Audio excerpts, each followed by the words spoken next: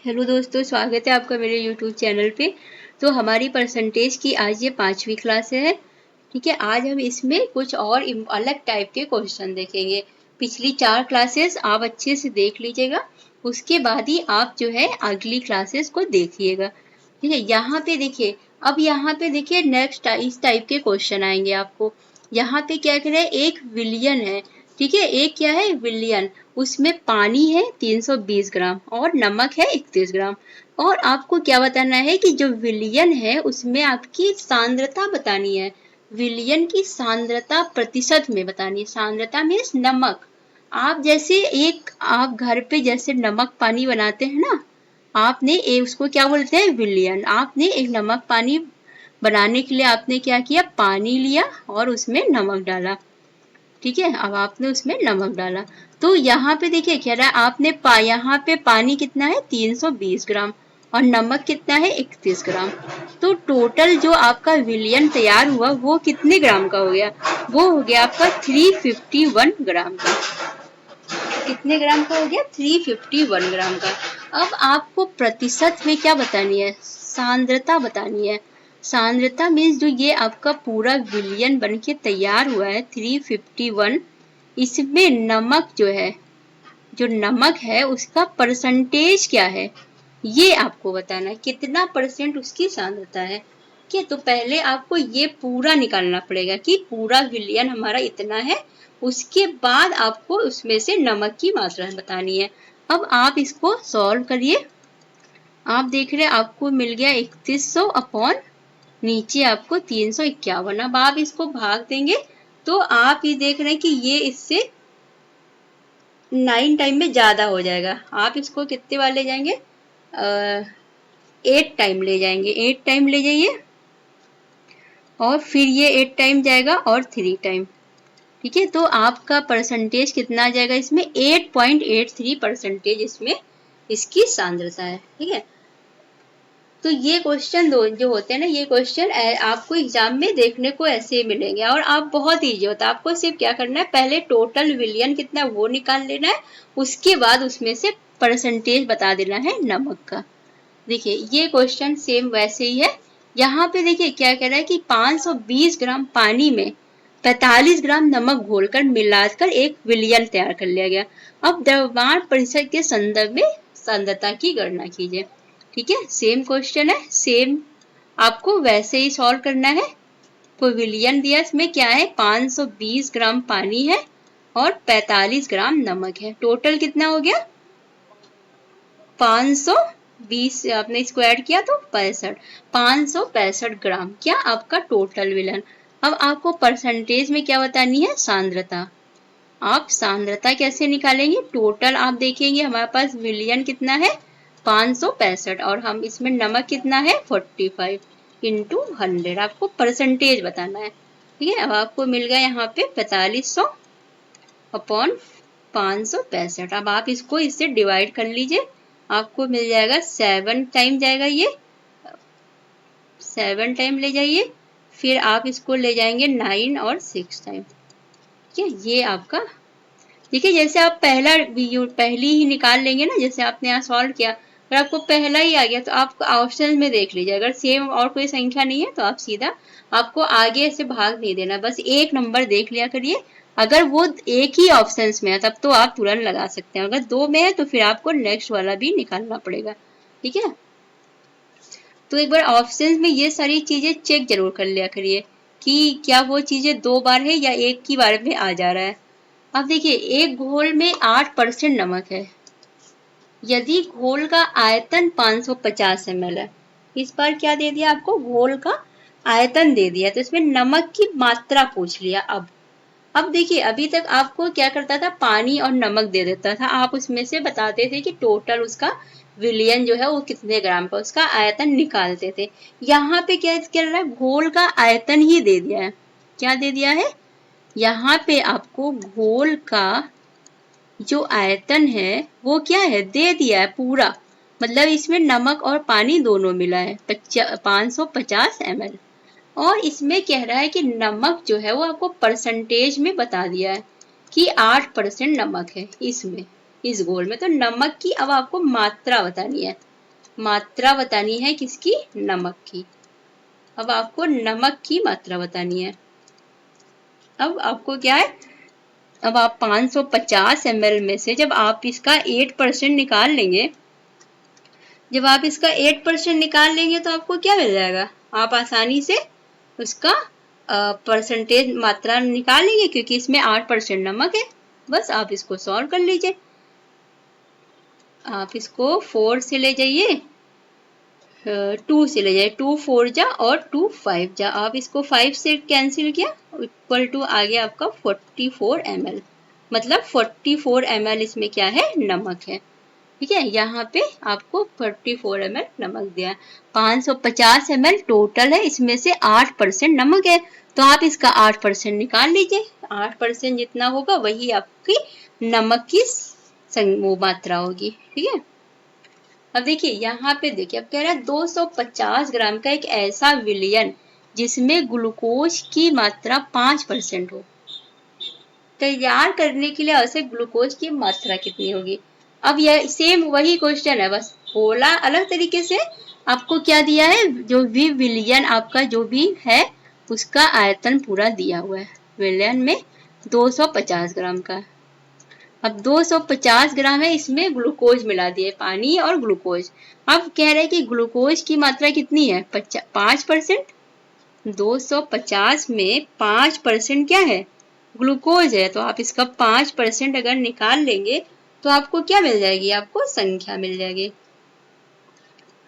25 से आपने 5 में मल्टीप्लाई किया, 25 into 5 equal to 125 upon 10 equal to 12.5 gram. मतलब 12.5 ग्राम इसमें क्या है? ग्लूकोज है। अगर आप 250 ग्राम का विलियम में 5% क्या है? ग्लूकोज। तो मतलब ग्लूकोज की मात्रा कितनी है? 12.5%। ठीक है,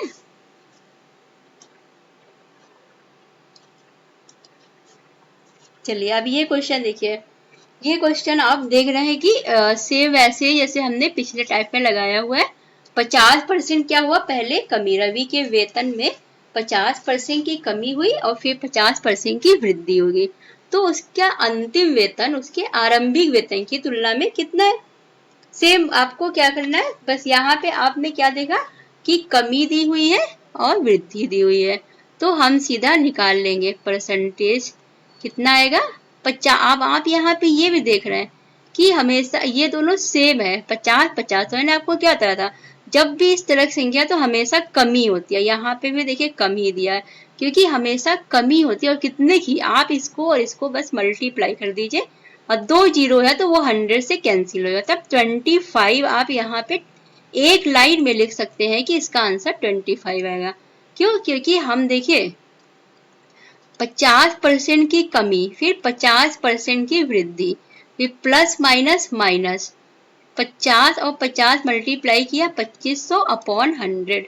अब आप देखें ये प्लस माइनस कैंसिल, ये 2 जीरो से ये 2 जीरो कैंसिल, -25, मतलब 25% की कमी।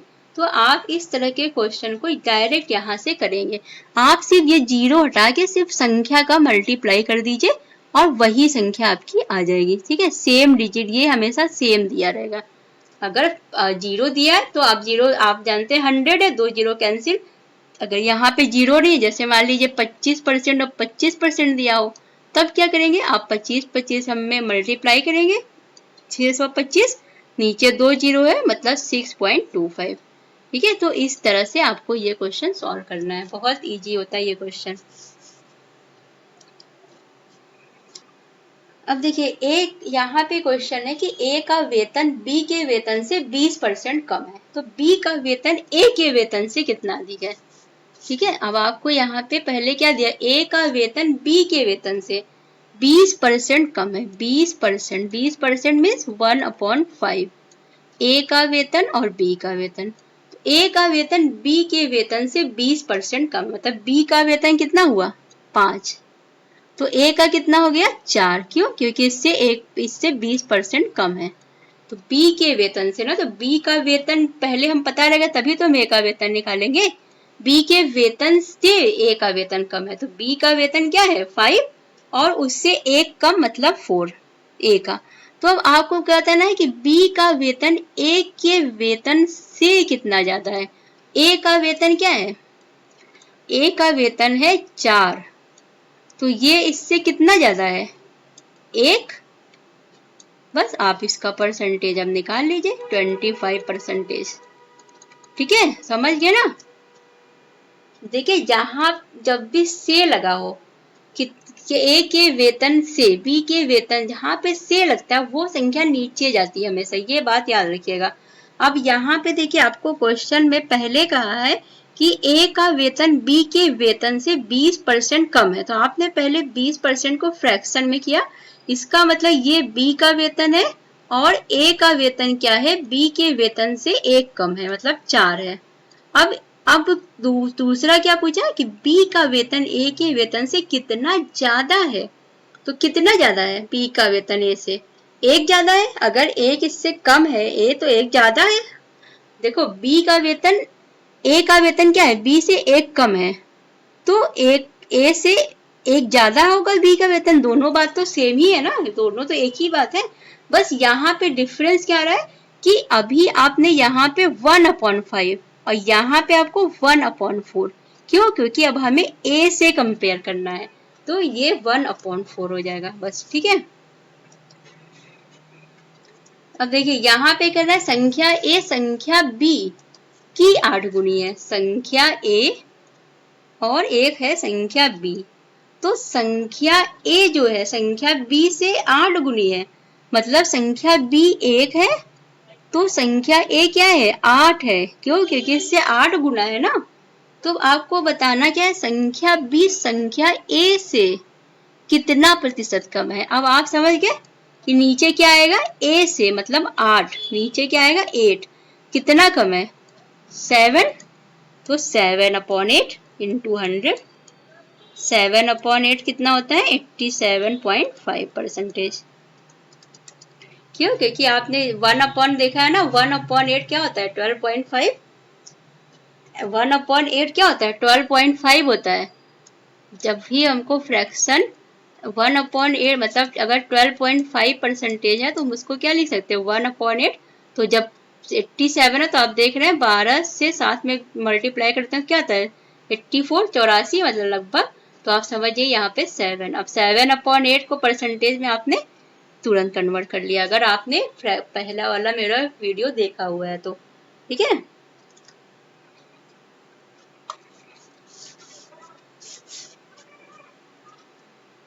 चलिए अब देखते हैं नेक्स्ट क्वेश्चन देखते हैं।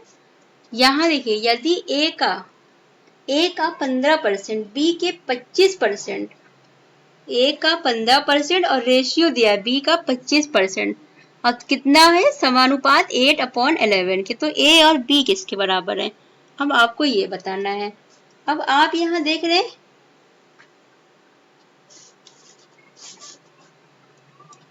देखिए ए का 15%, ए पहले आप यहाँ लिख लीजिए ए का 15% रेशियो बी का 25% इक्वल टू कितना है, इक्वल टू है कितना 8/11।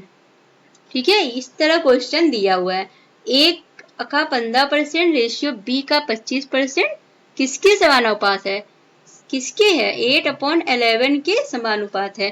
ठीक है, तो अब आप इसको क्या लिखेंगे यहाँ से 8/11। अब आप इसको सॉल्व करिए, आपको ए और बी का रेशियो बताना है। तो आपको ए और आप यहाँ से इसको पहले कैंसिल, 5 3 जा और 5 5 जा, तो आपको मिल गया 3a/5b इक्वल टू 8/11। ठीक है, तो अब आप a/b आपको निकालना है, तो अब क्या करेंगे 8 इंटू ये 5 इधर जाएगा 5 हो जाएगा /11, ये किधर जाएगा यहाँ 3, आपको क्या मिल जाए 8 5 जा 40/11 3 जा 33। तो ए और देखिए ए और बी का रेशियो पूछा है, तो 40:33 ये आपका आंसर हो जाएगा। ठीक है, आप यहाँ पे ध्यान दिया, कभी कभी क्या होता है ना यहाँ पे आपने सॉल्व कर लिया, आपने ए अपॉन यहाँ पे कभी दे देता है ना कि बी रेशियो ए निकालिए। ठीक है, और ऑप्शंस में ये भी दिया रहेगा और इसका अपोजिट दोनों। तो आप इस चीज पे ध्यान दीजिएगा, जब भी आप क्वेश्चन यहाँ पे देखिए a रेस टू b दिया हुआ है, कभी कभी क्या होता है ना यहाँ पे b रेस टू a दे देता है। तो देखिए जब भी आप क्या करते हैं ना, आपका आंसर भी आ जाता है, उसके बाद ये लास्ट में क्वेश्चन गलत हो जाता है। क्यों? क्योंकि हम लोग छोटी छोटी बात पे ध्यान नहीं दे पाते एग्जाम हॉल में। जैसे आपने क्वेश्चन देखा, आपने देखा बहुत ईजी, आपने तुरंत सॉल्व करना शुरू कर दिया और आप फ्लो में सॉल्व करते गए, आपने देखा a/b आ गया और आपने डायरेक्ट आंसर लगा दिया। अब आपने सोचा हमने तो बहुत अच्छा पेपर करके आया है, लेकिन आपसे क्या मिस्टेक हो गई, एग्जामिनर ने क्या किया, लास्ट में यहाँ पे a/b की जगह b/a पूछ लिया है। तो अब आपका आंसर क्या हुआ, आपकी सारी मेहनत खराब, आपने इतना क्वेश्चन सॉल्व किया और लास्ट में आके आपने गलत कर दिया। तो आप जब भी देखिए एग्जाम में जाइएगा तो क्वेश्चन को बहुत अच्छे से पहले देखा करिए पूरा लास्ट तक कि पूछा क्या है। ठीक है, हम लोग क्या करते हैं ये, और ज्यादा गलती जानते इजी क्वेश्चन पे होती है, क्योंकि इजी क्वेश्चन देख के आपको लगता है कि ये क्वेश्चन आ गया, ये तो मुझे बहुत अच्छे से आता है, और आप उसको उसी को गलत करके आते हैं। ठीक है, इसलिए हमेशा क्वेश्चन पे आपको बहुत ध्यान देना है। चलिए देखिए ये क्वेश्चन देखिए, अब कह रहे हैं कि एक संख्या का 12.5% एक अन्य संख्या के 37.5% के बराबर है। यदि पहली संख्या से दूसरी संख्या घटा दी जाए तो परिणाम क्या मिलता है, परिणाम मिलता है 1428। तो दोनों संख्याओं का योग ज्ञात करना है आपको। ठीक है, अब देखिए ये क्वेश्चन यहाँ पे आपको पहली संख्या आपने मान ली a, कह रहा है पहली संख्या का 12.5% इक्वल टू किसके है, दूसरी संख्या b मान लिया आपने, उसके 37.5% के बराबर है।